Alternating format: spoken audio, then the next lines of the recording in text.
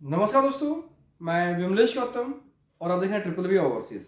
दोस्तों good news है, अभी हमारा एक वीज़ा और स्टैंप हो गया। पोलैंड के लिए मिस्टर निरंजन साहू का वीज़ा स्टैंपिंग हुआ है। दोस्तों इस पूरी प्रोसेस में टीम ने बहुत मेहनत की। सबसे पहले टीम को बहुत बहुत बधाई। टीम ने हर एक स्टेज पे डॉक्यूमेंटेशन से लेकर ट्रेनिंग के बीच में जो भी प्रिपरेशन रहा, जो मेहनत की, जो हार्डवर्क किया, उसके लिए टीम को बहुत बहुत शुभकामनाएं। टीम मेंबर के सभी लोगों को शुभकामनाएं, क्योंकि सफलता का सबसे बड़ा क्रेडिट टीम को ही जाता है। निरंजन भाई, आपको बहुत बहुत शुभकामनाएं। आपका वीज़ा लगा, आपका फ्यूचर सिक्योर हुआ। पोलैंड में जो आप करियर बनाना चाहते थे यूरोप में, उसके लिए आपका पहला सीढ़ी कंप्लीट हो चुकी है, आपका वीज़ा स्टैंपिंग हो गया। आपको बहुत बहुत शुभकामनाएं। दोस्तों अभी इस टाइम पर वीज़ा स्टैंपिंग शुरू हो चुके हैं। पहले अगर आपको याद हो, आपने देखा होगा कि जब यूक्रेन रशिया का इफेक्ट था, उस टाइम पर वीज़ा रिफ्यूजल्स बहुत होते थे। अभी पिछले लगभग 4 महीने से वीज़ा स्टैंपिंग कंटिन्यू चालू हो चुकी है। लगभग 1-2 हफ्ते के अंदर एक ना एक स्टैंपिंग जरूर आ जाती है। और अभी कई लोगों के वीज़ा जो वर्क परमिट सबमिशन जो वीएफएस में होता है ना, आगे प्लान्ड है और हो चुका है। धीरे धीरे करके हमें और भी लोगों के वीज़ा स्टैंपिंग मिलेंगे। दोस्तों अभी सबसे इंपॉर्टेंट चीज़ है कि पहले स्टैंप सबमिशंस कम हो रहे थे। सबमिशंस कम हो रहे थे क्योंकि पहले रिफ्यूजल्स का रेशियो बहुत ज़्यादा था।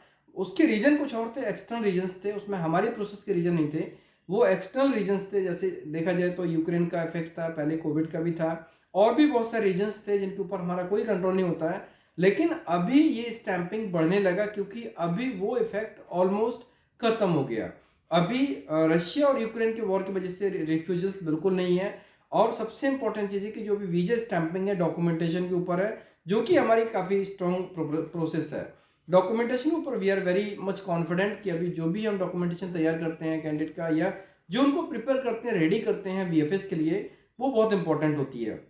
जैसे अभी कोई भी प्रोसेस के लिए, कोई भी प्रोफाइल के लिए हमने जब सबसे पहले डॉक्यूमेंट्स लेते हैं, पहले ही फिल्ट्रेशन हो जाता है कि वो उस प्रोफाइल में फिट होंगे या नहीं। क्योंकि सबसे इंपॉर्टेंट चीज़ क्या होती है, अगर हमें रिजल्ट के ऊपर फोकस करना हो, अगर रिजल्ट में जो क्वालिटी मेंटेन करनी हो, तो डेफिनेटली क्वालिटी के ऊपर शुरू से फोकस करना होगा। अगर हमारे पास में कोई वैकेंसी है, उसमें कोई बंदा अगर फिट नहीं होता है, तो नंबर बढ़ाने के लिए हम वो प्रोफाइल फिल नहीं करेंगे। अगर फिट नहीं होता तो हम कोई भी वैकेंसी के लिए बंदे नहीं लेंगे। जो फिट होगा तभी लेंगे। मान लीजिए हमारे पास में 10 लोग की रिक्वायरमेंट है और हमारे पास में 20 लोग आते हैं, बट काम के सिर्फ 5 लोग आते हैं, तो हम सिर्फ 5 एप्लीकेशंस लेंगे, क्योंकि हमें क्वालिटी मेंटेन करनी है, तब जाके ये रेशियो मेंटेन होगा। तो पहला फिल्ट्रेशन तब हो जाता है, बाकी फिल्ट्रेशन की जरूरत नहीं पड़ती है। उसके बाद सिर्फ हमें ट्रेनिंग और गाइडेंस देनी पड़ती है। जो ऑलरेडी है प्रिपेयर, उसको रेडी करना होता है कि वो फिनिश्ड प्रोडक्ट के रूप में बन सके। क्योंकि जो लोग प्रोसेस में इन हो जाते हैं उनको हम तैयार करते हैं, और यही हमारी सक्सेस का मंत्र है। जो कैंडिडेट के ऊपर, उनकी प्रोफाइल के ऊपर हम लोग जो मेहनत करते हैं, टीम जो मेहनत करती है, वो डेफिनेटली काफ़ी इंपॉर्टेंट है। और ये इंस्ट्रक्शन हमेशा हम कैंडिडेट को सामने पहले से इन्फॉर्म करते हैं, सबमिशन के टाइम भी, सबमिशन से पहले भी, और प्रोसेस शुरू करने के टाइम पे भी।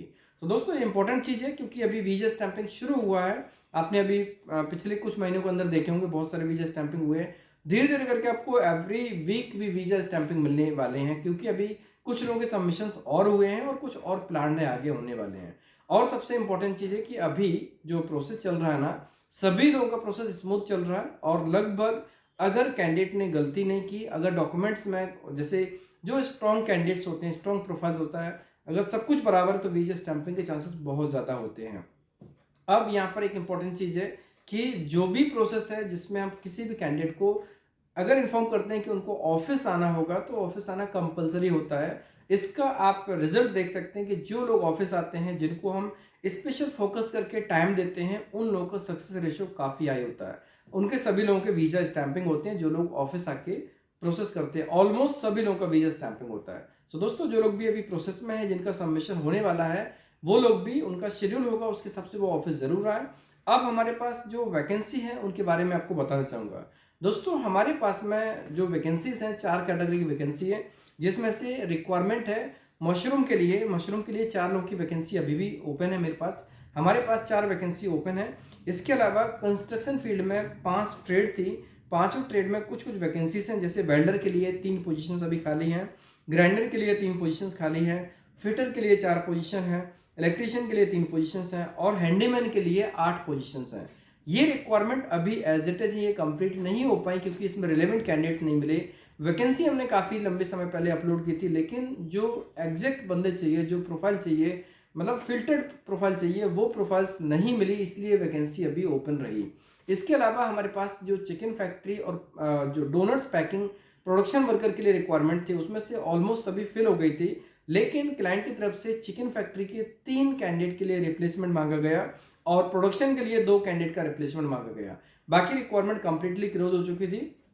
अभी हमारे पास में करंटली ओपन मान लीजिए तो करंटली डोनट्स पैकिंग में प्रोडक्शन वर्कर के रूप में हमें 2 लोगों की रिक्वायरमेंट है, और दूसरी रिक्वायरमेंट चिकन फैक्ट्री में चिकन फैक्ट्री वर्कर के लिए 3 पोजीशंस हैं, 3 लोगों की रिक्वायरमेंट है। ये वो रिक्वायरमेंट है जो क्लोज हो गई थी, लेकिन क्लाइंट ने रिप्लेसमेंट मांगा। अब इसका रीजन मैं आपको बताता हूं मैं कि क्लाइंट क्वालिटी के साथ में कोई कंप्रोमाइज नहीं करता। अगर उसको फील होता है कि ये राइट बंदा नहीं है तो उसको हमें वो इन्फॉर्म कर सकते हैं, करते भी हैं। तो यहाँ पर क्वालिटी के ऊपर ध्यान रखना पड़ता है, और हम फिल्ट्रेशन इसलिए पहले स्टेज पे ही कर लेते हैं ताकि आने वाले टाइम पर जो भी फाइल जाए वो सीधा आगे वीजा स्टैंपिंग के लिए जाए, क्योंकि डॉक्यूमेंटेशन या क्वालिटी की वजह से कोई भी प्रोफाइल रुकना नहीं चाहिए। तो यहाँ पर फिल्ट्रेशन हमें और स्ट्रॉन्ग तरीके से करना होता है कि अगर जो प्रोफाइल क्लाइंट की जो एक्सपेक्टेशंस हैं उसके हिसाब से ही हमें डॉक्यूमेंट्स देखना होगा, उसी हिसाब से हम फिल्ट्रेशन करके एप्लीकेशंस एक्सेप्ट करेंगे।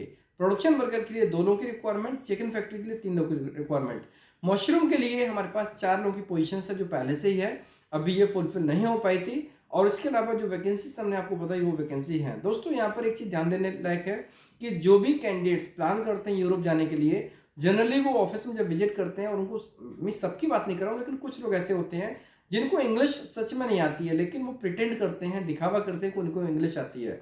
यहाँ पर कोई इस तरीके से मिस प्रोसेस नहीं होती है कि अगर आप कोई चीज़ हाइड करके फाइल करेंगे तो हम इसमें मिस आगे हो जाएगा, प्रॉब्लम नहीं आएगा। दोस्तों हमें फिल्ट्रेशन डे 1 पे इसलिए करना होता है क्योंकि अगर बंदा वीएफएस में वहाँ जाके डॉक्यूमेंट्स कॉन्फिडेंटली जमा कर पाए तो ही हम उसकी फाइल को एक्सेप्ट करेंगे।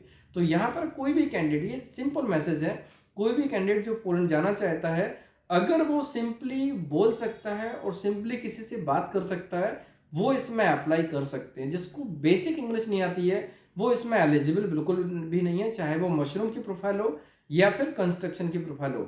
इंग्लिश में इतना तो आना चाहिए कि वो उनको बोलना, पढ़ना, लिखना आना चाहिए, और जैसे अगर कोई कम्युनिकेट करना चाहे तो अपनी बात को रख सकें।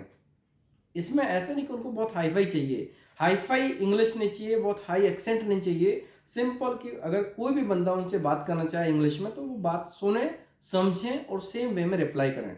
इतना कम्युनिकेशन होना कंपलसरी है। क्वालिफिकेशन की बात करेंगे तो क्वालिफिकेशन डज नॉट मैटर, क्योंकि जो क्वालिफिकेशन होगी उसके हिसाब से प्रोफाइल मैटर करेगी। अगर क्वालिफिकेशन बिल्कुल भी नहीं है तो कंस्ट्रक्शन वर्कर के रूप में अप्लाई कर सकते हैं। अगर टेक्निकल क्वालिफिकेशन है, ट्रेड सर्टिफिकेट्स हैं जैसे वेल्डर का, ग्राइंडर का, तो वो टेक्निकल ट्रेड में जा सकते हैं। और अगर 10th पास 12th पास है तो उनको चिकन फैक्ट्री मशरूम वर्कर के रूप में भेजा जा, चिकन फैक्ट्री मशरूम के लिए या फिर प्रोडक्शन वर्कर के लिए भेजा जा सकता है। इसमें मेन चीज होती है उनकी पर्सनालिटी, उनका कम्युनिकेशन स्किल्स, जो फिटमेंट है एज पर द प्रोफाइल, जो मैच होता है उसी हिसाब से हम एप्लीकेशंस एक्सेप्ट करेंगे। और इसके अलावा जैसे जो यूपी बिहार के लोग हैं, अभी यहाँ पर पीसीसी का बहुत ज़्यादा प्रॉब्लम है, तो पीसीसी के लिए ये मैसेज है सभी लोगों को, जिन लोगों ने एप्लीकेशंस पहले से इन किया हुआ है वो लोग भी इस चीज़ को ध्यान से सुना है, और जो अभी करने वाले हैं वो लोग भी ध्यान से सुना है कि पीसीसी अगर आपको डेट देर में मिलती है और अगर आपका फाइल मिस इन है, वर्क परमिट अप्लाई हो गया, तो आप पीसीसी के लिए अप्लाई कर सकते हो। क्योंकि कई लोगों ने बताया कि जनवरी या फरवरी की डेट मिल रही है, तो आप डेट लेके बुक कर लो।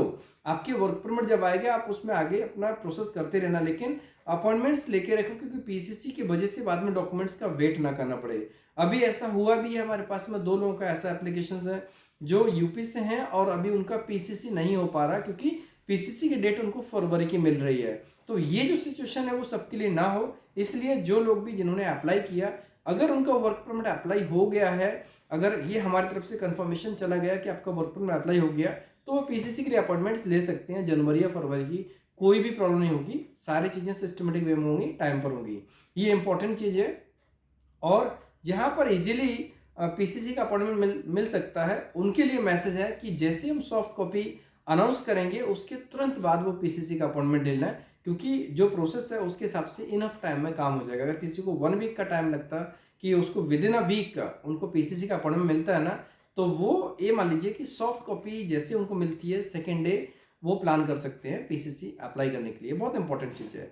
और इसके अलावा पासपोर्ट में जनरली क्या होता है, कभी कभी वीएफएस में अपॉइंटमेंट लेट होता है, आगे पीछे होता है, तो इसलिए 18 महीने की जगह में 20 महीने एक्सटेंड किया। मीन्स अगर पासपोर्ट में कम से कम 20 महीने की वैलिडिटी होना चाहिए, क्योंकि कभी कभी ऐसा होता है कि वीएफएस की वजह से प्रोसेस में अगर थोड़ा टाइम ज़्यादा लगता है तो फिर बाद में पासपोर्ट में वैलिडिटी कम पड़ जाती है। इसलिए पासपोर्ट में कम से कम 20 महीने की वैलिडिटी होना चाहिए, और अगर किसी की कम है तो वो इमीडिएटली रिन्यू करवाना, उसके बाद अप्लाई करें, क्योंकि बहुत इंपॉर्टेंट होता है, क्योंकि जो भी क्राइटेरिया है वो गवर्नमेंट के हिसाब से रहते हैं और उसमें हम कुछ भी नहीं कर सकते हैं। तो पहले से इन्फॉर्मेशन है, अगर 20 महीने की वैलिडिटी है तो आप डायरेक्टली अप्लाई करो, कम है आप रिन्यू कर लीजिए, उसके बाद में अप्लाई कर सकते हैं। मेल कैंडिडेट, फीमेल कैंडिडेट, जैसे जहाँ पर फीमेल कैंडिडेट अप्लाई कर सकते हैं उसमें फीमेल भी अप्लाई कर सकते हैं, जैसे मशरूम में भी फीमेल कर सकते हैं, चिकन फैक्ट्री में भी फीमेल कर सकते हैं, प्रोडक्शन में भी फीमेल कर सकते हैं, कंस्ट्रक्शन में फीमेल नहीं कर सकते हैं, और मेल सभी में अप्लाई कर सकते हैं।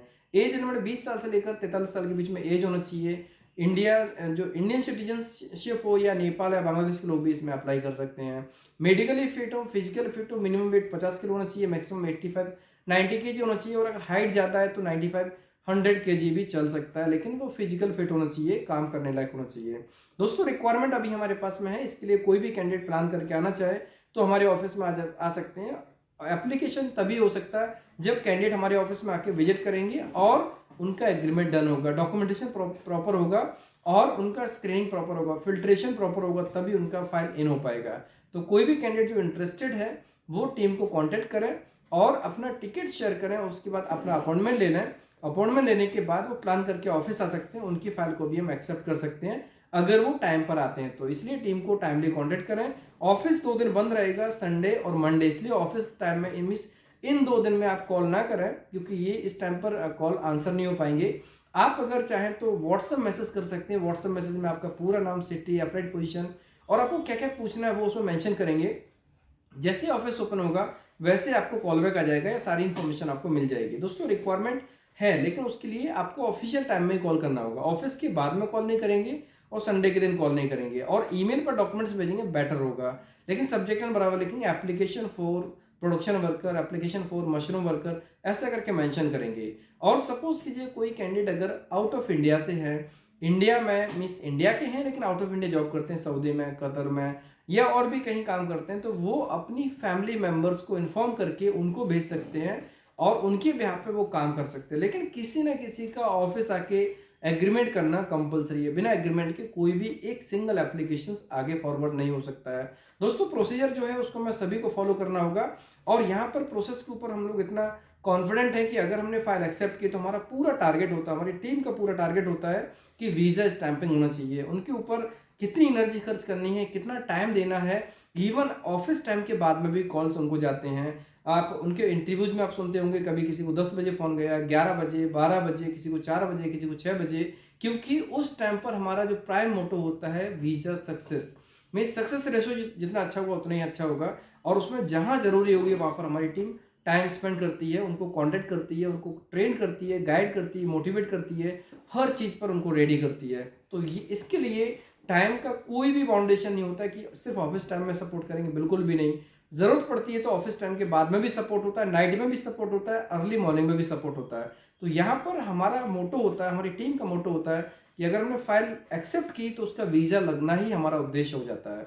दोस्तों आगे भी आपको ऐसे वीज़ा मिलते रहेंगे, आपको ऐसी सक्सेस स्टोरी मिलती रहेगी। एक बार दोबारा निरंजन भाई को शुभकामनाएं, बहुत बहुत शुभकामनाएं आपको, आपके फैमिली मेम्बर्स को भी बहुत बहुत शुभकामनाएं, और हमारी टीम मेंबर्स को, ट्रिपल फैमिली को बहुत शुभकामनाएं, बहुत कॉन्ग्रेचुलेशंस, उनको बहुत बहुत बधाई, क्योंकि उनकी मेहनत से ही ये सक्सेस हो पाई, ये रिजल्ट आ पाया।